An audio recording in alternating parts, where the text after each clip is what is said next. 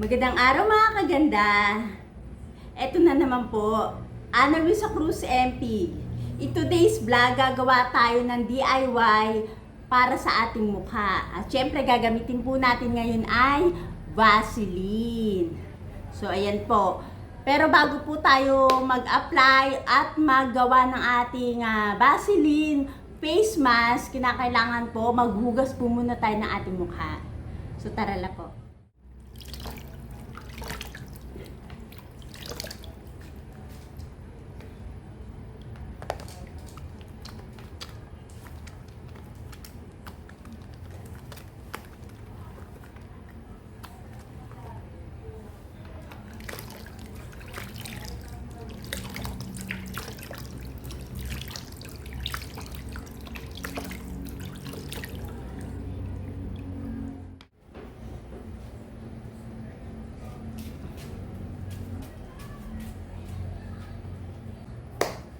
Then, preparation po tayo ng ating ingredients.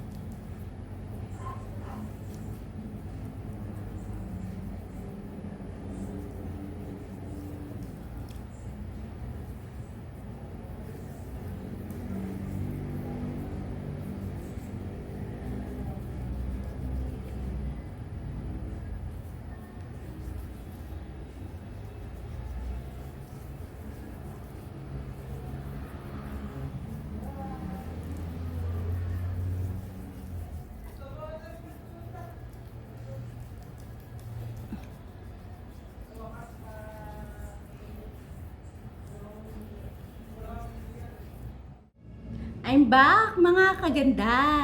So ayan po, after 20 minutes na pagbabad ng ating face scrub o face mask na to sa ating mukha, na kailangan naman na po natin itong hugasan. Ano po kailangan natin tubig? Yung lukewarm water, kasi po yung Vaseline po is medyo alam nyo na oily, plus nilagyan din po natin ito ng coconut oil. So kinakailangan po lukewarm water o medyo maligam-gam na tubig ang ating ipanghihilamos. Okay po?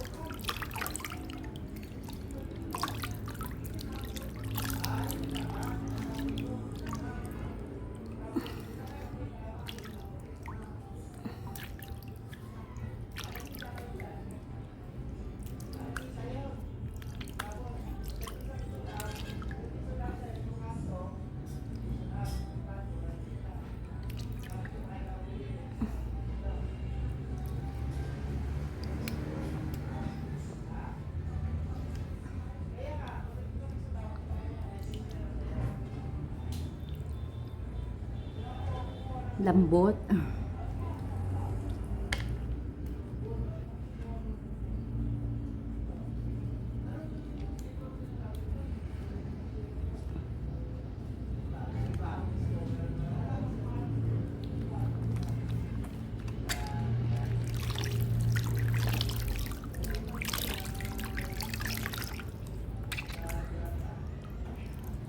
Pagka natin tubig.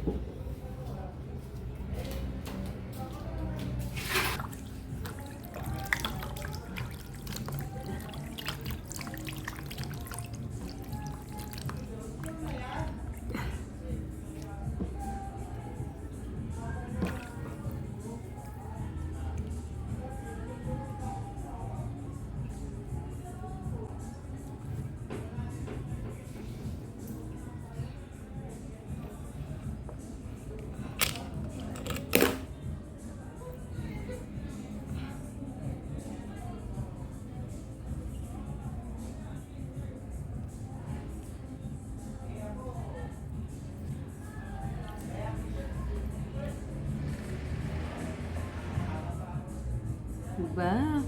Parang glass skin na. Ayan, no?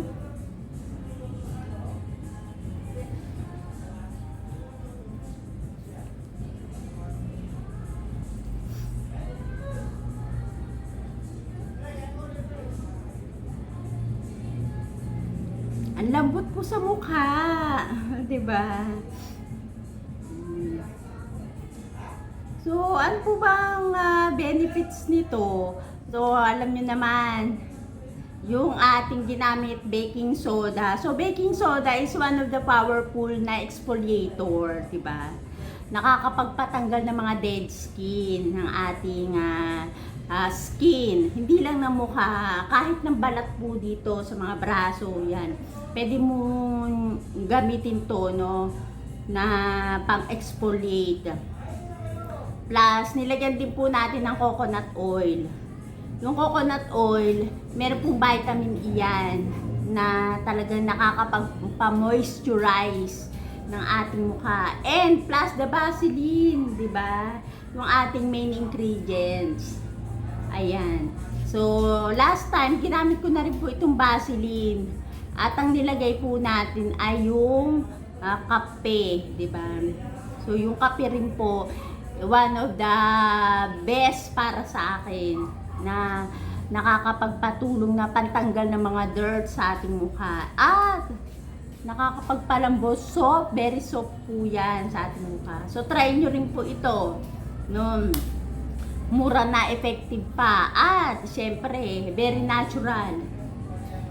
So ayan po, kung nagustuhan nyo po ang video na ito, huwag niyo pong kakalimutang like. At sa mga hindi pa po nakakapag-subscribe sa aking channel, Ana Luisa Cruz MP. At para maging updated po kayo sa mga susunod ko pa pong mga DIY, beauty remedies at skin solution sa problema nyo sa balat, kalembangin nyo na po ang notification bell. Maraming salamat sa inyo.